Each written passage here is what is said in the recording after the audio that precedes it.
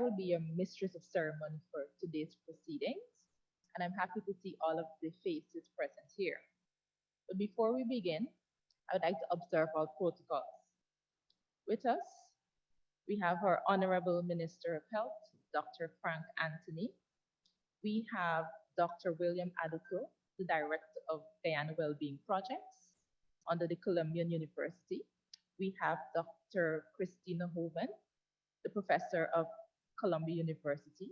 We have with us our Chancellor, Vice Chancellor of the University of Guyana, Professor Paloma Mohamed Martin. We also have with us Professor Emanuel Cummings, Professor Afzal Javed, President of World Psychiatric Association, colleagues from the University of Columbia, colleagues from the Georgetown Public Hospital, colleagues from the Ministry of Health, and of course with us, members of the media. I would like to say a special welcome to you all. Can we all stand and repeat the national pledge?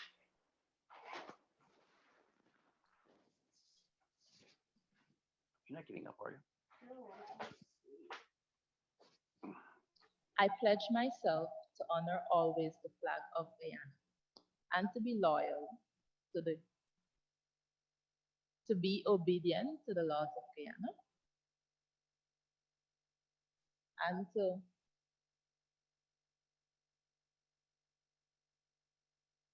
thank you. Please be seated.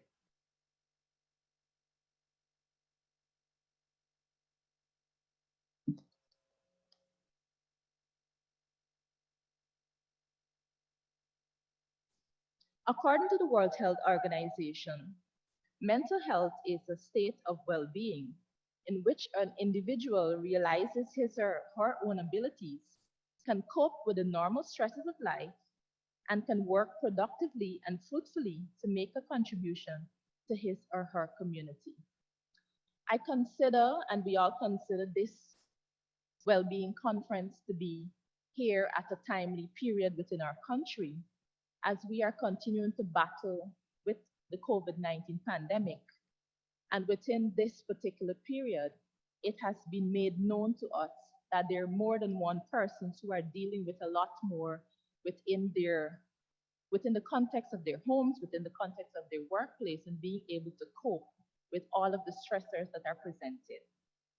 And so, colleagues, I hope that as we are present here, we will utilize the opportunity to ensure that all of the information that is provided to us by our colleagues can be assimilated in a way in which it will actively work in us being able to contribute to the mental health and well-being of our citizens in Guyana.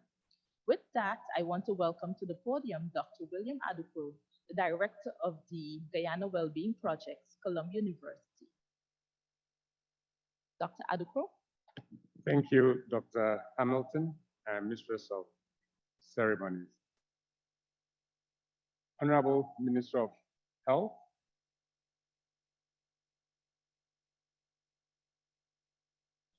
Vice Chancellor, Dr. Paloma Mohamed, my boss, Dr. Christina Hoven. I would like to, on my own behalf and certainly on behalf of the Guyana Wellbeing Project, I would like to welcome all of you to those who travel from afar to beautiful Guyana, and those of you who live here, welcome you to the first of a series of scientific meetings that we'll be having from now onwards. I would also like to welcome the following groups of persons that may not be here. There are some persons online, over 200 persons registered online. You are welcome to our cyberspace that has been inaugurated for this function. I'd also want to say a big welcome to our Columbia University fraternity that may be online and also may be here. There are, and Christina can talk more about that, there are several technocrats who are prepared to help Guyana, who are not here, but in different parts of the world. To them as well, I say welcome. To GPEG, the Global Psychiatric Epidemiology Group, I'll say also welcome to the good work that you're doing and joining hands with us from and living in Guyana in our fight with mental health issues. University of Guyana, a big partner. I'll say welcome to all coming from UG, Ministry of Finance through the Department of Service. Welcome as well. To my Ministry of Health colleagues, also welcome. Ladies and gentlemen, I think my job is an easy one, just to welcome you, and I hope that you will stay right through with us throughout the whole function, so that together we achieve what we intend as an outcome for this function. Thank you. I would like to now welcome Professor Christina Hoven from the Columbia University of USA to share a few words of greetings with us as we proceed in this morning's opening ceremony. Morning, everyone, and I especially want to express my gratitude to Mr. Anthony for being here, and Vice Chancellor Paloma being here, and for Deputy Vice Chancellor Dr. Cummings. And I want to welcome everyone here to the Guyana Mental Health and Well-Being Conference. And I want to say that it's being held in a very lovely Arthur Chung Conference Center. And I'm sorry that most of you are not here, but I'm very grateful that you're virtually here to share in this conference. And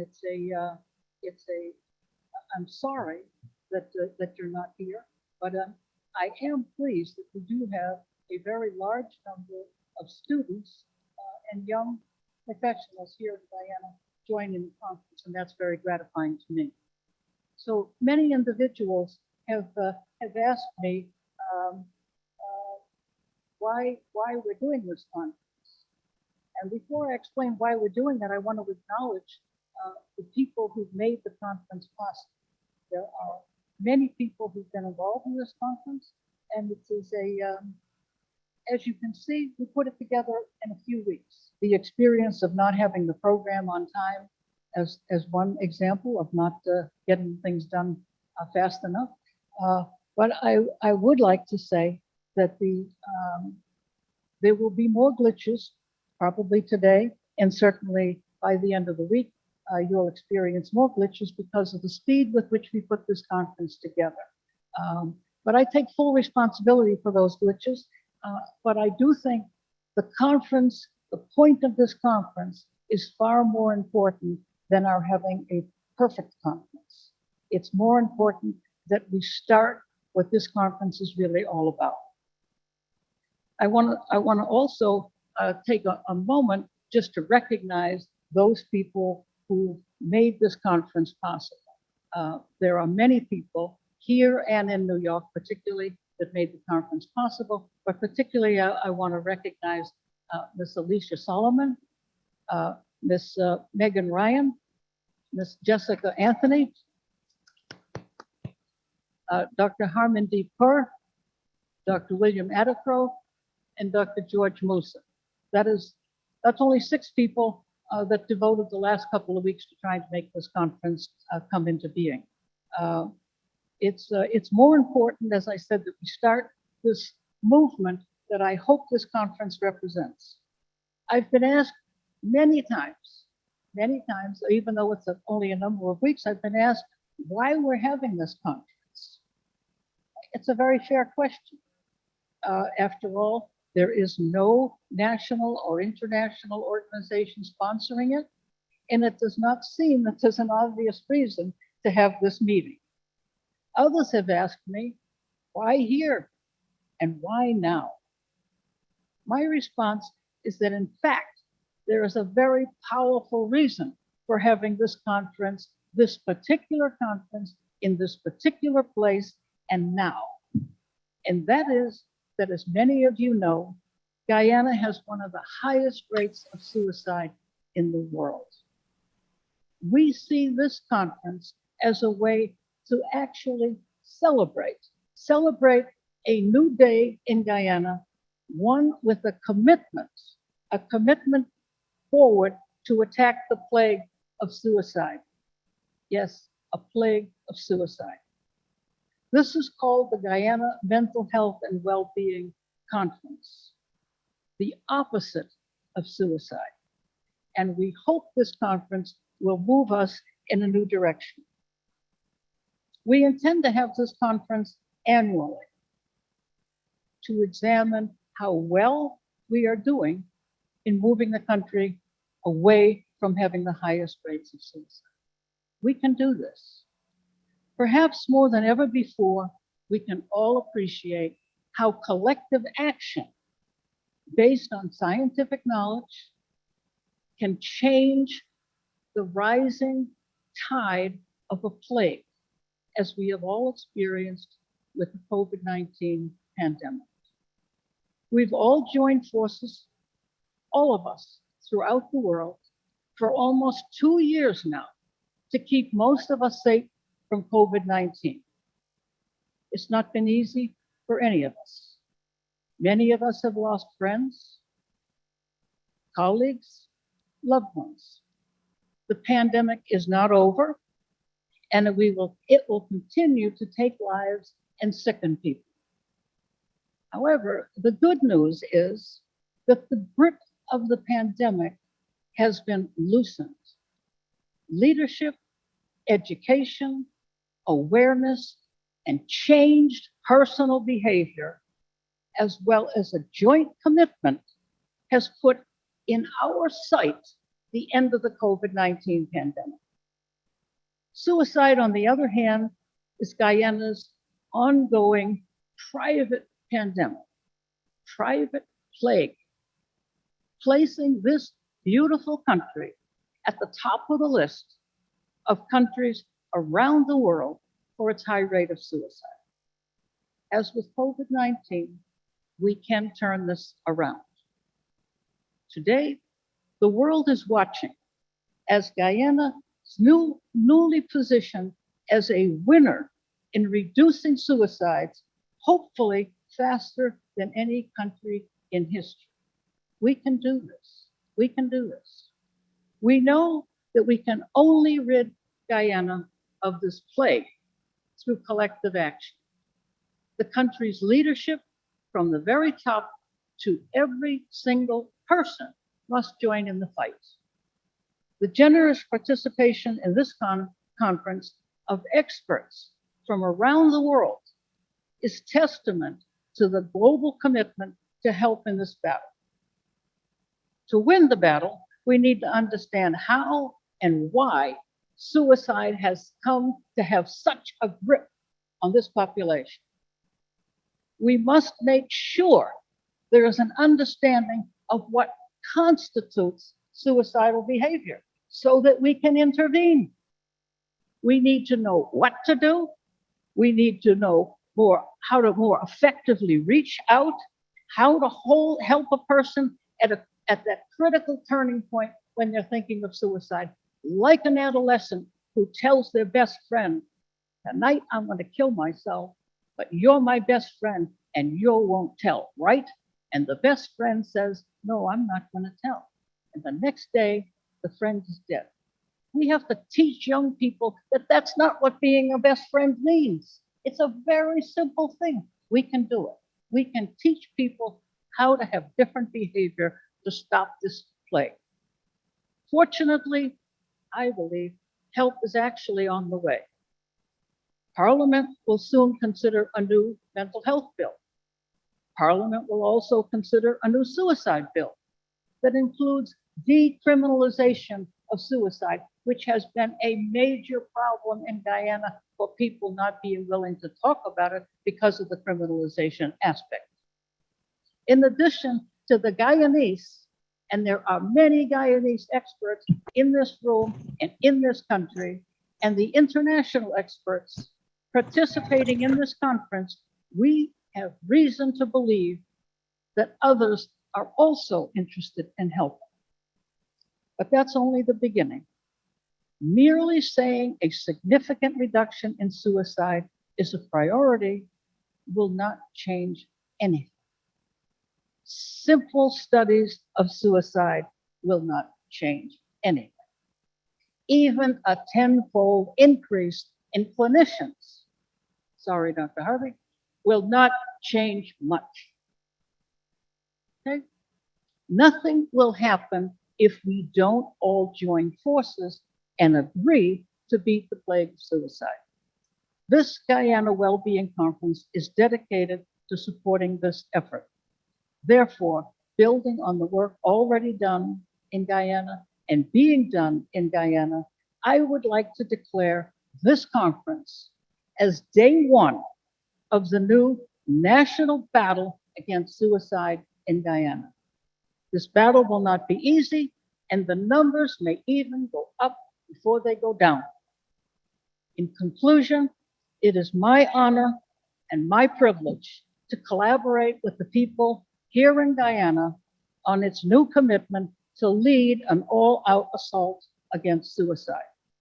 Thank you very much for your kind attention, and I sincerely hope that this conference will stimulate every single one of you to join the battle against suicide in Guyana, because we can win this battle. Thank you very much. I join in chorus with Professor Hoven in saying that if we're all going to make a change, we have to join the battle and we have to be prepared to take the steps that are necessary to get this done. With that being said, I'd like to ask Professor Emanuel Cummings, the Deputy Vice Chancellor of the University of Guyana, please come to the podium to introduce the next speaker who will be bringing us greetings from the university. Pleasant good morning, colleagues.